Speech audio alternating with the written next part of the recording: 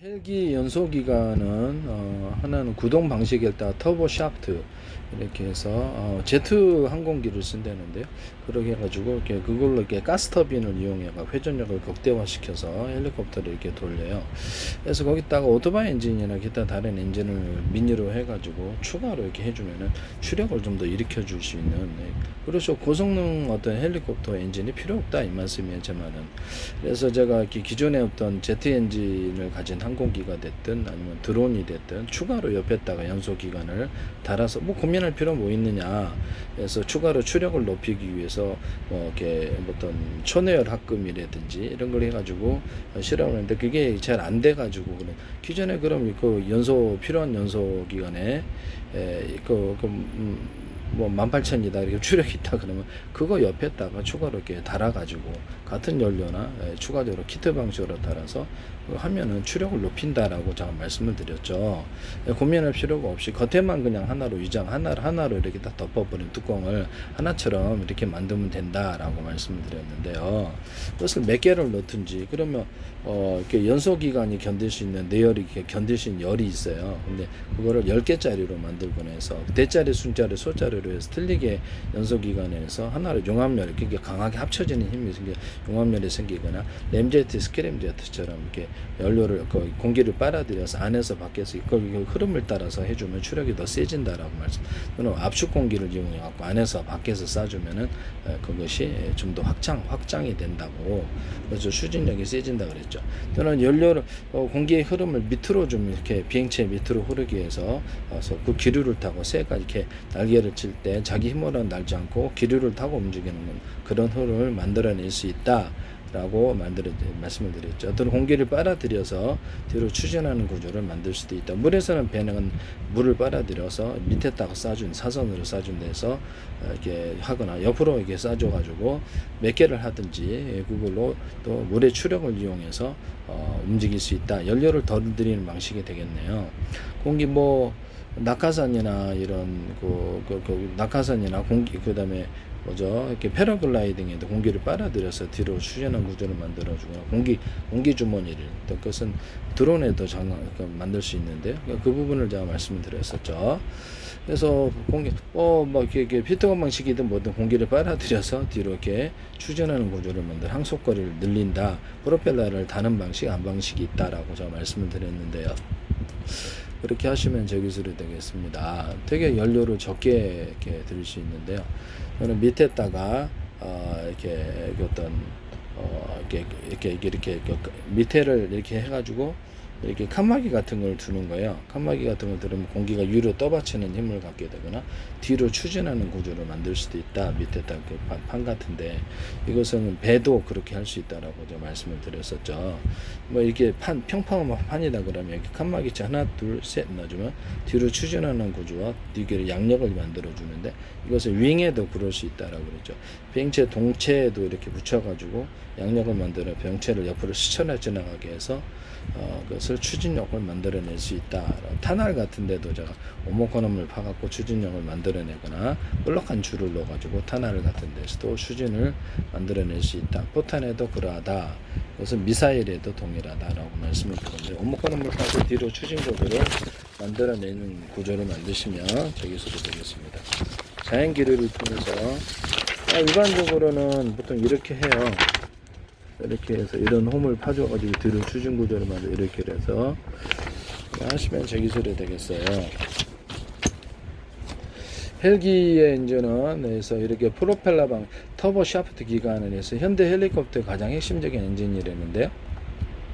가스 터빈 내부에서 제트 항공기를 쓴다 해요. 그래서 그거 가지고 또 이렇게 터빈 블레이드를 회전시켜서 회전력을 만들 로터 블레이드 프로펠러에 전달해서 움직입니다. 높은 출력, 가벼운 무게, 진동이 적고 연속적인 비행에 유리합니다. 이것은 제트 엔진에서도 터빈 블레이드를 통해서 고온고압의 가스를 굉장히 빠르게 움직여가지고 뒤로 회전력을 만들어내서 뒤로 내보내죠. 제트 엔진 전투기에서도 사용합니다. 그래서 피스톤 기관, 자동차 비슷한 원리로 움직이는 내연 기관이다. 이렇게 이것을 얼마나 빨리 움직이느냐에 따라서 회전이 이제 극대화돼 가지고, 제가 터빈 블레이드 같은 데도 오목헌홈을 파준다 그러면 추진력이 세진다라고 말씀을 드렸는데, 여기다 새 날개처럼 해가지고 줄기를, 터빈 블레이드 줄기를 뼈대를 가로세로든 넣어주면 잘 부러지지도 않고 회전력이 극대화된다고 말씀을 드렸었죠.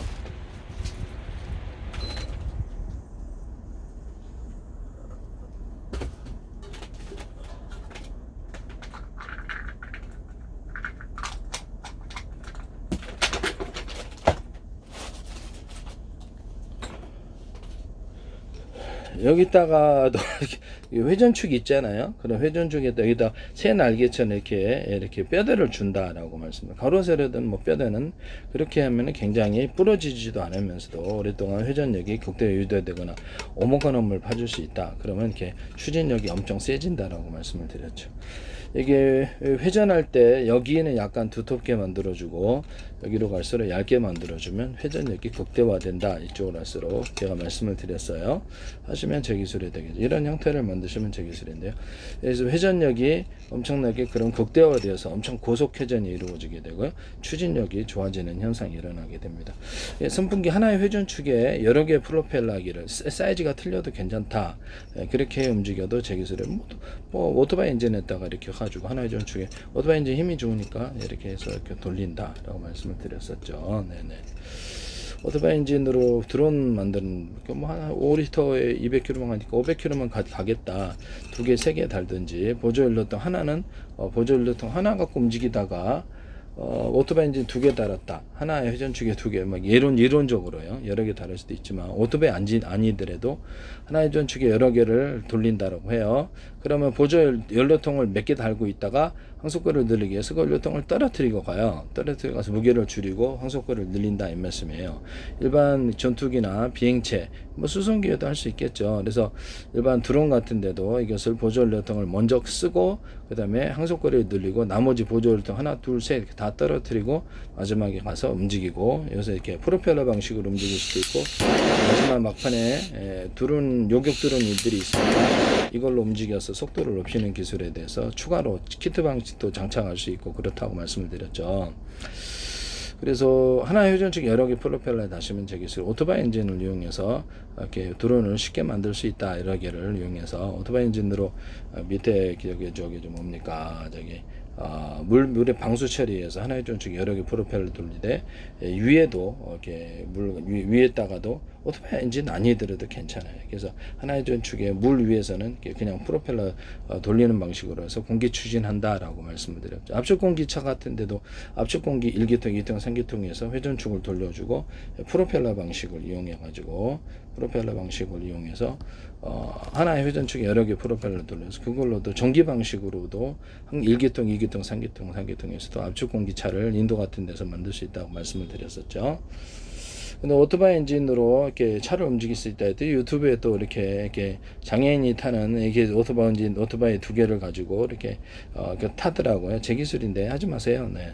그래서 오토바이를 2개 이렇게 세게 해가지고 그걸로도 자동차 만들 수 있다. 또는 오토바이 엔진을 1기통, 2기통, 3기통 회전축을 돌리는 방식으로도 오토바이 간단하게 오토바이 차를 만들 수 있다. 싸게 만들 수 있는 거죠. 오토바이가. 하시면 제 기술이 되겠습니다. 공기 탱크를 빨아들여서 바람을 부는 공기 탱크 방식으로 했는데 충분히 연료를 섞어주는 이런 방식을 하면 완전 연소가 일어난다라고 말씀드립니다. 그래서 뭐 석유 같은 거 이렇게 있다 그러면 이제 바이오 연료도 되지만 그 주유소 자체에서 공기를 섞어주는 기술에 대해서 말씀드립니다. 술 같은 거, 뭐 맥주나 아니면 콜라 이런 것만 그래도 이렇게 섞어주는 음료수에 섞어주면 맛이 부드럽다라고 말씀을 드렸죠.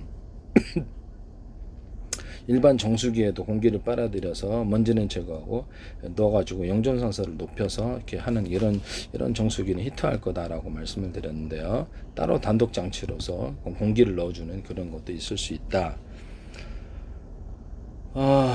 이거는 이제 목욕탕용 욕조에다가 공기를 높여주거나 또는 거품을 만들어서 넣어줘서 여기서 이렇게 약간 월풀 목적처럼 만들 수 있다.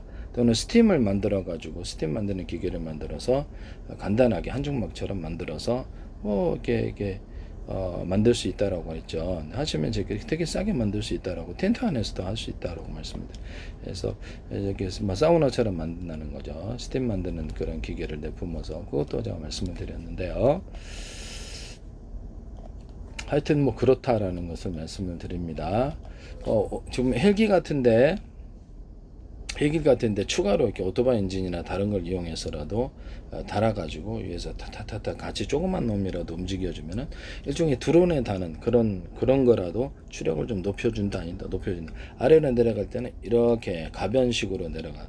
현대기아차에서 이걸 하시더라. 독일의 어떤 게 가변식으로 했더니 앞에서 가변식으로 할 때는 밑에 밑으로 내려가는 힘이 더 세야 되니까 프로펠러 힘을 강하게 돌려줘서 밑으로 가야 되고 위로 올라갈 때도 역시 앞에 있는 것을 프로펠러를 가동시켜서 움직입니다. 프로펠러 이렇게 내려가들 때 이렇게 밑으로 내려가는 힘이 더 세고 위에는 좀 더 회전수가 위로 이렇게 떠올려야 되면 위로 올라가잖아요. 그 힘을 줄여주거나 이렇게 해서 같이 가변식으로도 들어갈 수 있어요. 네네. 아니면 그냥 드론 자체가 이게 어떤 지금은 가변식으로 안 돼 있잖아요. 그래서 드론을 자체를 이렇게 가변식으로 얘를 앞으로 밑으로 기울인데 전체 드론이 이렇게 평평하게 돼 있는데 이것을 밑으로 이렇게 기울인데도 이런 각도를 이렇게 기울여 갖고 내려간다든지 이렇게 그런 식으로 이렇게 평평하다 그런 각도를 이렇게 기울인다는 거죠. 무슨 말이냐면 이렇게 있잖아요. 평평하잖아요. 그럼 이 각도를 이렇게 기울여 갖고 프로펠러 방을 위로 해서 아래로 내려가는 그런 기술로도 사용될 수 있다라고 말씀을 드렸는데